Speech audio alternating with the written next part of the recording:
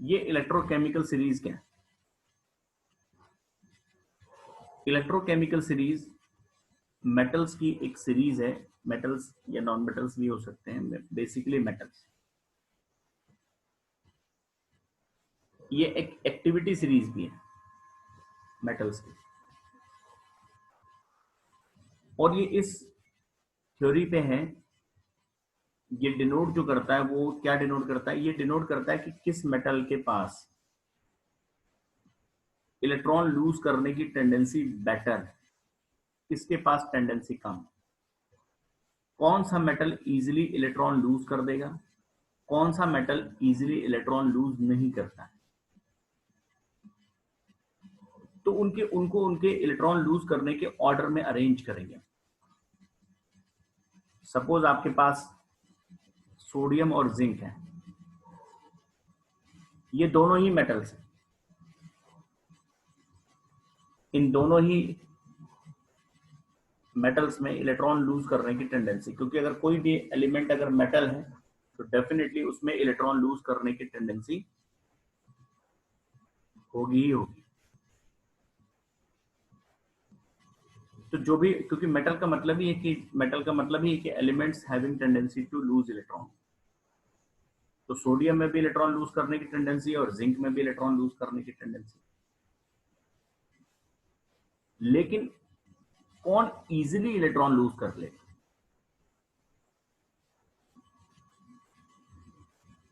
जो easily electron lose करेगा कोई भी मेटल, वो रिएक्टिव मेटल होगा। जो इलेक्ट्रॉन लूज करेगा बट थोड़ी प्रॉब्लम, थोड़ी डिफिकल्टी के साथ करेगा, वो लेस रिएक्टिव मेटल हुआ। और थोड़ा सा डिफिकल्टी के साथ इलेक्ट्रॉन लूज करेगा और लेस रिएक्टिव मेटल हुआ। यानी जिसकी जो प्रॉपर्टी है, मेटल की प्रॉपर्टी है इलेक्ट्रॉन लूज करना, तो जो इजीली इलेक्ट्रॉन लूज करेगा वही तो अच्छा मेटल माना जाएगा, जिसकी जो भी प्रॉपर्टी।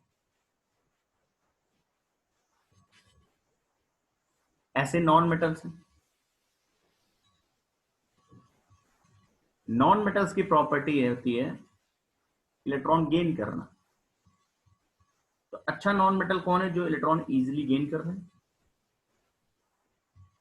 जो जितनी जल्दी इलेक्ट्रॉन गेन करे वो उतना अच्छा नॉन मेटल। ठीक है ना?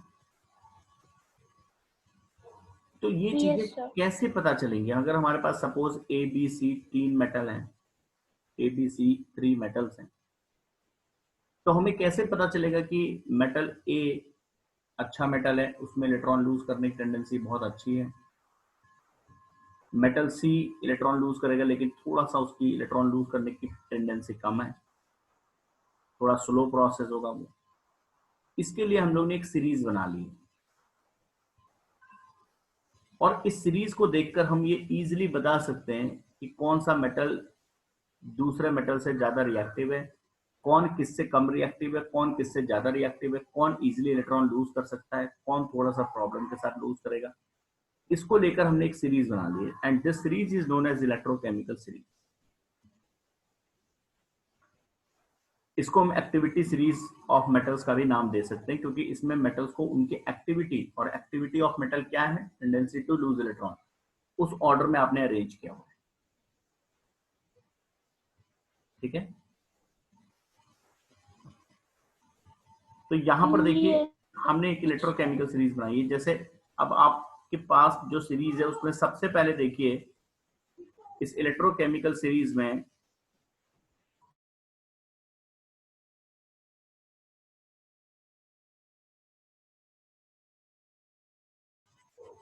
लिथियम टॉप पे है। लिथियम के बाद कौन है? पोटेशियम। पोटेशियम के बाद कौन है? कैल्शियम। Calcium. कैल्शियम के बाद सोडियम। इसका मतलब ये हुआ कि जो इलेक्ट्रॉन लूज करने की टेंडेंसी है वो सबसे अच्छी लिथियम के पास है इन सब में। लिथियम को अगर मौका मिलेगा रिएक्ट करने का, इलेक्ट्रॉन लूज करने का, तो लिथियम बहुत जल्दी इलेक्ट्रॉन लूज कर सकता है। पोटेशियम में इलेक्ट्रॉन लूज करने की टेंडेंसी लिथियम से कम है। रिएक्टिविटी सीरीज को देखकर पता चल रहा है। लेकिन कैल्शियम से बेहतर है। कैल्शियम में इलेक्ट्रॉन लूज करने की टेंडेंसी सोडियम से बेटर है, सोडियम में मैग्नीशियम से बेटर है, मैग्नीशियम एल्यूमिनियम से बेटर है। यही तो है ना एक्टिविटी सीरीज। तो लिथियम पोटेशियम से अच्छा मेटल है। अच्छा मेटल किस सेंस में? कॉस्ट वाइज नहीं, अपीयरेंस वाइज नहीं, अपनी प्रॉपर्टी में। अपनी प्रॉपर्टी मतलब tendency to lose electron. Clear हो गया? अच्छा, जो इजीली इलेक्ट्रॉन लूज कर सकते हैं वो बहुत अच्छे रिड्यूसिंग एजेंट्स होते हैं, या ये कह लो कि उनका ऑक्सीडेशन ऑक्सीडेशन बहुत आसान होता है। फिर से मैं बोल रहा हूं, इलेक्ट्रॉन लूज करना, इलेक्ट्रॉन रिलीज करना, ये ऑक्सीडेशन प्रोसेस है। अगर कोई एलिमेंट इलेक्ट्रॉन लूज कर देता है तो हम कहते हैं उस एलिमेंट का ऑक्सीडेशन हो गया है। Oxidation is loss of electron. मतलब हमारे पास ए है और वो इलेक्ट्रॉन लूज कर देता है। हमारे पास ए है और वो इलेक्ट्रॉन लूज करके बना लेता है ए प्लस। ठीक, तो हम क्या बोलेंगे अगर उसने इलेक्ट्रॉन लूज कर दिया? हम बोलेंगे ए ऑक्सीडाइज हो गया। तो इलेक्ट्रॉन लूज करना मतलब ऑक्सीडाइज होने की टेंडेंसी, इलेक्ट्रॉन लूज करने की टेंडेंसी या टेंडेंसी ऑक्सीडाइज होने की। तो जो मेटल एक्टिविटी सीरीज में ऊपर जिसकी पोजीशन होगी वो इलेक्ट्रॉन इजीली लूज कर सकता है, या ये कह लो कि उसका ऑक्सीडेशन बहुत आसान होता है, वो इजीली ऑक्सीडाइज हो सकता है और वो बहुत अच्छा रिड्यूसिंग एजेंट होगा। जो खुद ऑक्सीडाइज होंगे मतलब वो दूसरे को रिड्यूस कर रहे हैं। फिर से मैं सारी बातें बता रहा हूं, जिसकी भी पोजीशन ऊपर, जैसे लिथियम है, लिथियम अगर यहां पर टॉप पर है तो इसके तीन मतलब हुए।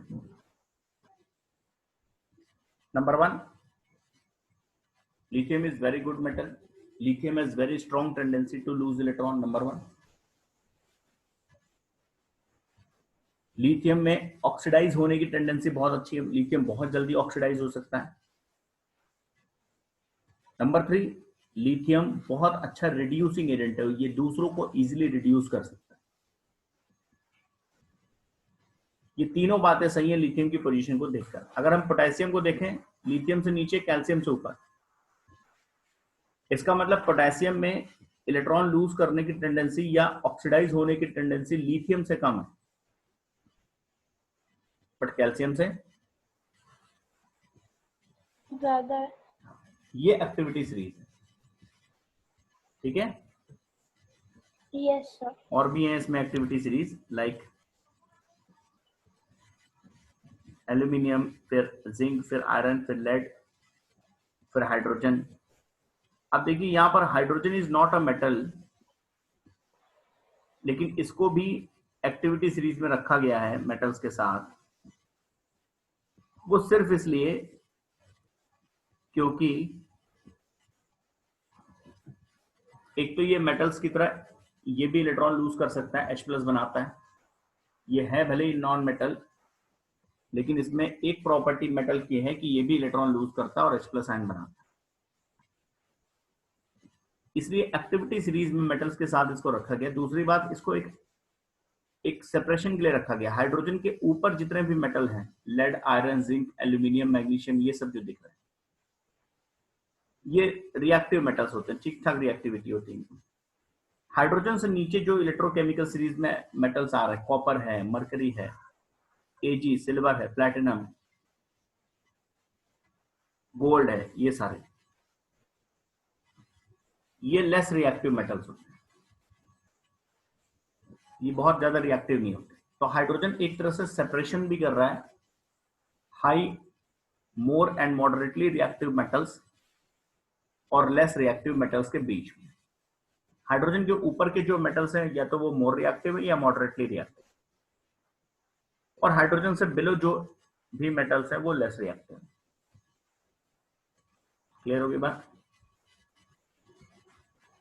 और Yes, hydrogen sir. Non metal होते हुए भी मेटल्स की एक्टिविटी सीरीज में प्लेस किया गया है। क्यों? क्योंकि मेटल्स की तरह इसके पास भी इलेक्ट्रॉन लूज करने की टेंडेंसी होती है। ऐसे ही ये इलेक्ट्रोकेमिकल सीरीज नॉन मेटल्स के लिए भी बनी होती है, लेकिन नॉन मेटल्स के केस में जो नॉन मेटल्स का एक्टिविटी सीरीज होता है, जैसे मेटल्स का activity series tendency to lose electron denote करता है, वैसे नॉन मेटल्स का जो एक्टिविटी सीरीज है वो टेंडेंसी टू गेन इलेक्ट्रॉन के ऑर्डर में। यानी नॉन मेटल्स के एक्टिविटी सीरीज में जो ऊपर होगा, इसका मतलब उस नॉन मेटल में इलेक्ट्रॉन गेन करने की टेंडेंसी अच्छी, रिड्यूस होने की टेंडेंसी अच्छी है, या वो अच्छा ऑक्सीडाइजिंग एजेंट होगा। जस्ट अपोजिट जो मेटल्स की एक्टिविटी सीरीज के लिए। मेटल्स की एक्टिविटी सीरीज मेटल्स की टेंडेंसी टू लूज इलेक्ट्रॉन पे बेस्ड है, और नॉन मेटल्स की एक्टिविटी सीरीज उनकी टेंडेंसी टू गेन इलेक्ट्रॉन्स पे बेस्ड। क्लियर? Yes, sir. तो ये एक्टिविटी सीरीज है, ये आपको थोड़ा सा इसको चाहे याद करिए, एनी हाउ इसको थोड़ा सा याद करना पड़ेगा। याद करने का मतलब है कि रिलेटिव पोजीशन को थोड़ा सा आपको समझना पड़ेगा। रिलेटिव पोजीशन मतलब कौन सा मेटल किस मेटल के अबव है, कौन सा मेटल किस मेटल के बिलो है, कौन ज्यादा रिएक्टिव मेटल है, कौन लेस रिएक्टिव मेटल है। ये सारी चीजें आपको मेटल्स के लिए और नॉन मेटल्स के लिए एक बार याद करनी पड़ेगी, क्योंकि इनके एप्लीकेशन है आगे। अब एक टॉपिक है यहां पर, सिलेक्टिव डिस्चार्ज ऑफ आयंस। ये क्या होता है?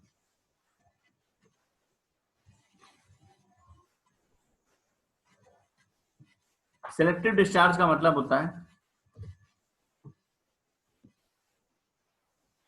अगर मान लो किसी इलेक्ट्रोलिसिस प्रोसेस में, इलेक्ट्रोलिसिस प्रोसेस हमने समझाया था, किसी इलेक्ट्रोलाइट का या किसी आयनिक कंपाउंड का मॉल्टन सॉल्यूशन ले लेंगे, एक इलेक्ट्रोलिटिक सेल में दो इलेक्ट्रोड्स ले लेंगे, उनको बैटरी के पॉजिटिव नेगेटिव टर्मिनल से कनेक्ट करके सर्किट को ऑन कर देंगे। जैसे ही ऑन करेंगे, जो आयनिक कंपाउंड है वो कैटायंस एनायंस में ब्रेक होगा। कैटायंस और एनायंस अपने अपोजिट इलेक्ट्रोड्स की तरफ मूव करेंगे, और वहां पर जाकर अगर कैटायन है तो इलेक्ट्रॉन गेन करके, और एनायन है तो इलेक्ट्रॉन लूज करके डिस्चार्ज हो जाएगा। डिस्चार्ज होने का मतलब है अपना जो चार्ज है प्लस या माइनस वो लूज कर दे। अगर मान लीजिए किसी इलेक्ट्रोलिसिस में एक ही कैटायन और एक ही एनायन है, तो कोई प्रॉब्लम नहीं है।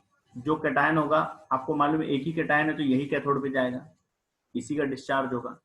एक ही एनायन है तो यही एनोड पे जाएगा और इसी का डिस्चार्ज होगा। आपको ये नहीं सोचना है कि यहाँ पर कैथोड पे कौन जाएगा, एनोड पे कौन जाएगा, और कौन कैथोड पे डिस्चार्ज होगा, कौन एनोड पे डिस्चार्ज होगा, क्योंकि और कोई दूसरा कैटायन या दूसरा एनायन है ही नहीं। ये वैसे ही है जैसे अगर आप क्लास में अकेले स्टूडेंट हैं तो, और कोई टेस्ट होता है तो सीधी सी बात है आप रैंक 1 पे ही आएंगे, और कोई रैंक हो ही नहीं सकता। लेकिन अगर किसी इलेक्ट्रोलिसिस प्रोसेस में दो कैटायन है या दो से ज्यादा कैटायंस हैं, तो उस केस में क्या होगा कि वो दोनों कैटायन कैथोड पे जाने के लिए एफर्ट करेंगे। दोनों कैटायंस के बीच में एक कंपटीशन होगा कि हम कैथोड पे जाएंगे, हम कैथोड पे जाएंगे। दोनों कैथोड पर जाकर अपना चार्ज लूज करना चाहते हैं या डिस्चार्ज होना चाहते हैं। यानी यहां कैथोड पे डिस्चार्ज होने के लिए कंपटीशन हो गया, किसके किसके बीच में? दोनों कैटायंस के बीच में, या दो से ज्यादा कैटायंस भी हो सकते हैं। तो अब इस केस में कैथोड पे कौन सा कैटायन जाएगा एक्चुअल में, और उसमें से किसका रिडक्शन होगा, अब ये आपका सिलेक्टेड डिस्चार्ज है। जैसे मान लीजिए आपके पास एक कैटायन है Na+, और एक कैटायन है मान लीजिए आपके पास H+। इलेक्ट्रोलाइटिक सॉल्यूशन के अंदर ये दो कैटायंस हैं, तो जब आप इलेक्ट्रिसिटी ऑन करेंगे तो ये दोनों Na+ भी कैथोड पे जाना चाहता है, H+ भी जाना चाहता है, और दोनों वहां जाकर डिस्चार्ज होना चाहते हैं। यानी Na+ डिस्चार्ज होकर Na बनाएगा सोडियम मेटल, और H+ डिस्चार्ज होकर हाइड्रोजन गैस बनाएगा। अब एक ही इसमें से डिस्चार्ज हो सकता है, तो यहां पर सिलेक्टिव डिस्चार्ज का कॉन्सेप्ट आता है। यानी इसमें से कौन सा आयन है जो कैथोड पे एक्चुअल में मूव करेगा, कौन सा आयन है जिसका एक्चुअल में डिस्चार्ज पॉसिबल होगा कैथोड पे। एक ही आयन इसमें से डिस्चार्ज होगा कैथोड पे जाके, और जो दूसरा आयन है वो डिस्चार्ज नहीं होगा, वो एज इट इज रहेगा, सॉल्यूशन में ही पड़ा रहेगा, उसका कुछ नहीं होने वाला है। तो वो कौन सा आयन है जिसका डिस्चार्ज होगा, इसको हमें समझना है। यही selective discharge of ions.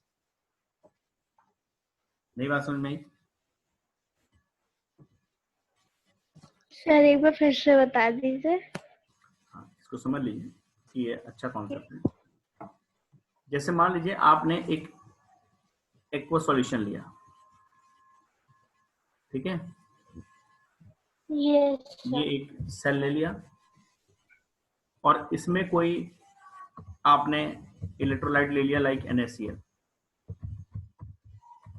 Malt है। अब ये NaCl किस में ब्रेक होगा? Na+Cl-। सीधी सी बात है, ये जो NaCl है वो Na+ में और Cl- में ब्रेक होगा जब आप इलेक्ट्रिसिटी पास करेंगे। तो Na+ प्लस Cl-, ये जो Na+ है कैटायन है, कैथोड पे जाएगा, यस सर। तो ये पहुंचा आपके कैथोड पे, कैथोड मतलब निगेटिव इलेक्ट्रोड पे, ठीक। ये पहुंचा एनोड पे। पहुंचने का मतलब वहां जाकर होगा क्या इनका? डिस्चार्ज। आयंस में, हाँ सर, डिस्चार्ज होगा। तो डिस्चार्ज होने का मतलब क्या हुआ? ये अपना चार्ज वहां पर लूज करके सोडियम बना लेगा, और ये अपना चार्ज लूज करके क्लोरीन बना लेगा, यही तो हुआ। तो इसका मतलब कैथोड यस पे आपको क्या प्रोडक्ट मिलेगा? सोडियम मेटल, सोडियम मेटल मिलेगा एट कैथोड, और क्लोरीन मिलेगा एट एनोड। कोई डाउट नहीं। Yes sir. लेकिन अगर मान लीजिए इस इलेक्ट्रोलिसिस में आपने NaCl भी लिया था, KCl भी ले लेते हैं, मॉल्ट, अब क्या हो, दोनों मिक्स कर लेते हैं। अब देखिए KCl भी डिसोशिएट होगा, KCl भी डिसोशिएट होगा, यस सर। किसमें डिसोशिएट? K+ में, K+Cl-। तो इसके जो अपने कैटायंस और एनायंस हैं, क्या वो नहीं रिड्यूस या ऑक्सीडाइज होना चाहते हैं? क्या यस कैटायन की सर। तरफ मूव नहीं करेंगे? जो इसका कैटायन है यानी पोटेशियम, वो भी तो मूव करेगा कैथोड की तरफ। Yes sir. कैथोड पे फाइट हो गई, पोटेशियम कहता है कि भाई हम जाएंगे और हम डिस्चार्ज होंगे, और जो Na+ है वो कहता है कि नहीं, हम कैथोड पे जाएंगे, हमारा डिस्चार्ज होगा। एक फाइट स्टार्ट हो यस जाएगी। सर। तब अगर पोटेशियम डिस्चार्ज होता है तो पोटेशियम मेटल मिलेगा प्रोडक्ट, और अगर सोडियम आयन का डिस्चार्ज होता है तो सोडियम मेटल मिलेगा प्रोडक्ट। Yes sir. तब एक्चुअल प्रोडक्ट क्या होगा कैथोड पे? क्या वो सोडियम मेटल होगा या पोटेशियम मेटल होगा, ये हमें डिसाइड करना पड़ेगा।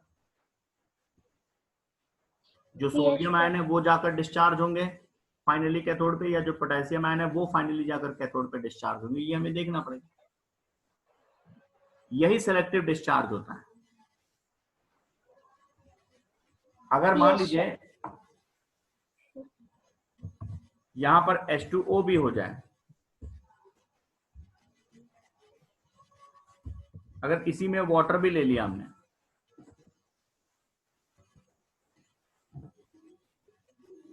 ठीक है ना, अब ये जो वाटर है ये भी अपना डिस्चार्ज होगा, ये भी अपना मतलब आयंस में ब्रेक होगा। किसमें होगा ये भी ब्रेक होगा किसमें, H प्लस में, प्लस OH माइनस में। ये भी इसमें ब्रेक हो जाएगा। अब देखिए एक कैटायन और आ गया फाइट में, और वो कौन है, H प्लस। ये कि भाई हम भी तो कैटायन है, तो हम भी तो कैथोड पे जाएंगे। Yes sir.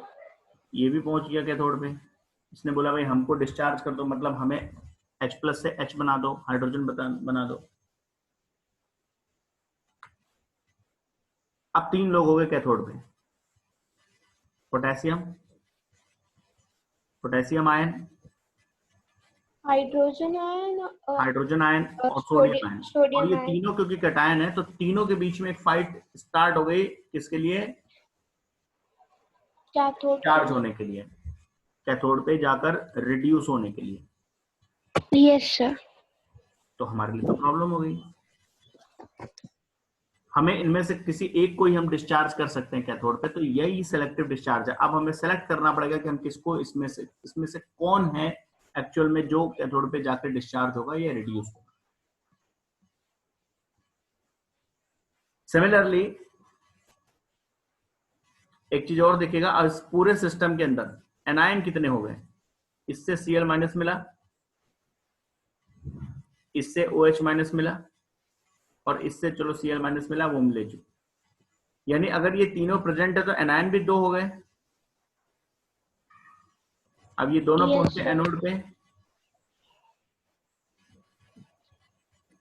डिस्चार्ज होने के लिए, तो कौन डिस्चार्ज होगा, Cl माइनस डिस्चार्ज होगा या OH माइनस आयन जाकर वहां डिस्चार्ज होगा। कोई एक ही वहां पर जाकर, कोई एक ही एनायन वहां पर जाकर डिस्चार्ज होगा, मतलब अपना इलेक्ट्रॉन लूज कर पाएगा। दूसरा जो आयन है वो एज इट इज वापस चलाएगा सॉल्यूशन में, लेकिन वो कौन होगा, OH माइनस होगा कि Cl माइनस होगा,